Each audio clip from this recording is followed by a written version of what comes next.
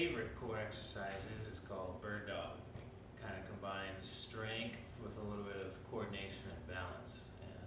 And the way you perform Bird Dog, start on your hands and knees. Make sure that your hands are directly under your shoulders and your knees are directly under your hips. And keep your head in a neutral position. You don't want to look up and strain your neck, but you don't want to drop either. So just as if you were standing up nice and tall, that's what you would keep your neck in. And same with your back, actually.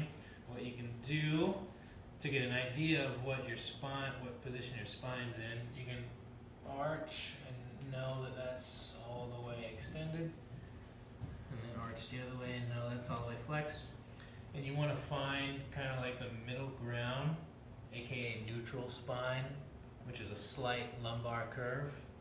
And then once you've found that spot, so mine is right there, you want to brace your spine. So that means gently contracting your core muscles on the front, side, and back.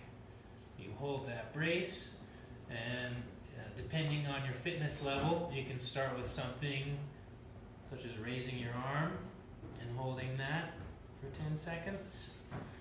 And alternating, and if that's easy enough, you go to raising a leg, and all this while making sure to keep your braced neutral spine.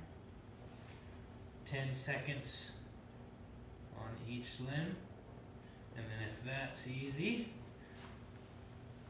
you'll alternate arm and leg, hold that for 10 seconds, making sure to stay braced in a neutral spine.